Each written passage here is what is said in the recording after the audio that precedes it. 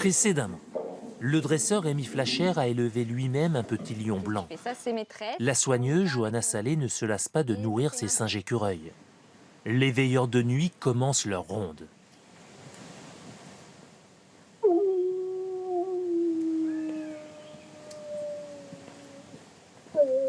La nuit est à Sylvain et Jérémy et aux animaux. C'est des moments uniques, hein. Vraiment, nous, le soir, les animaux sont plus relax. Et du coup, on arrive à avoir des moments et des scènes qu'on n'aura pas en journée. Et c'est vraiment des moments exceptionnels pour nous. Ils doivent vérifier que tous les animaux vont bien. Viens, Fifi, Toundra. Toundra, la tigresse couchée dans l'herbe. Elle dort tranquillement, donc il n'y a vraiment aucun problème.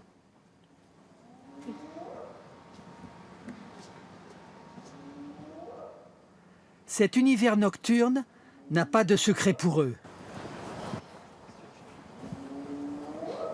Et là, par exemple, l'animal qu'on entend, vous le reconnaissez? Oui, il y a une tacheté, sans hésitation. Justement, nous, tant qu'on peut identifier les bruits, les cris d'animaux, il n'y a aucun problème, hein. Justement, c'est le côté qui nous rassure. Là où on s'inquiète, c'est justement quand on n'arrive pas à identifier un bruit.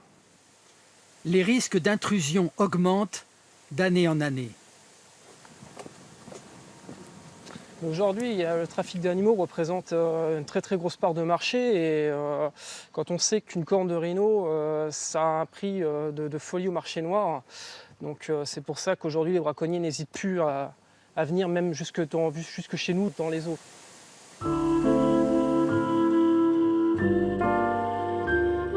Jour après jour, Nico, l'éléphant, se sent seul.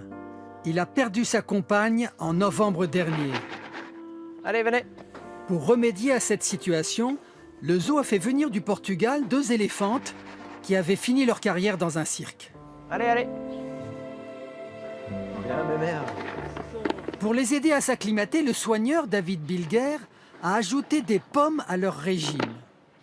En ce moment, on les gâte un peu, elles viennent d'arriver. Il faut aussi qu'on passe pour des partenaires amicaux, quoi, hein. Donc ça passe aussi par la nourriture avec ces animaux-là, quoi. C'est important que les animaux se sentent bien là où ils vivent et ça passe aussi par le fait qu'ils doivent nous faire un minimum confiance ou nous voir au moins comme un élément positif pour leur environnement.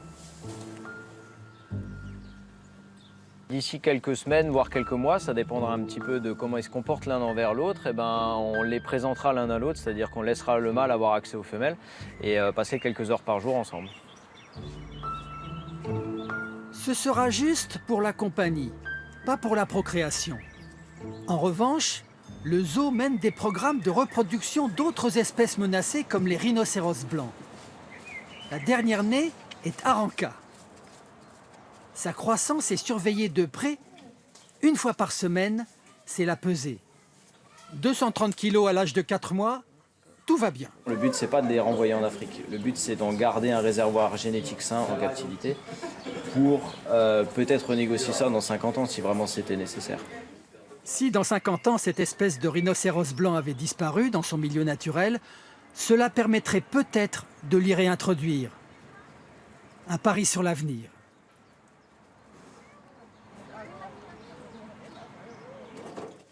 Alors, qu'est-ce que vous allez faire là, Johanna? Donc là, c'est parti pour une petite séance de training médical avec notre ours polaire qui a des petits bobos à la patte et qui nous laisse le soigner gentiment. Gentiment, mais il va falloir ruser. Et bien là, on va soigner, vous voyez, il a des petites plaies sur ses pattes. Et du coup, on va lui désinfecter. Vous lui donnez quoi, là? C'est de la pomme de terre, c'est son chocolat à lui. Il adore ça. Soigner pour éviter le recours au vétérinaire et à l'anesthésie. J'essaye de le faire se lever, le motiver à se lever. Parce qu'en fait, il doit passer la patte là-dedans. Là, en fait, on désinfecte. On désinfecte. Là, en fait, en ce moment, il y a plein de mouches dans le bâtiment, donc à cause de la chaleur. Donc, du coup, ça doit lui attaquer les petites plaies qu'il a. Il faut surtout pas que les mouches pondent dans la plaie. Une dernière fois? Une dernière. Allez. C'est bien, mon grand. Très, très bien. Brahma. Brahma, allez, rousse. Rémi Flacher, le spécialiste des félins. Il les élève, les dresse. Dans quelques minutes, ils vont entrer en scène.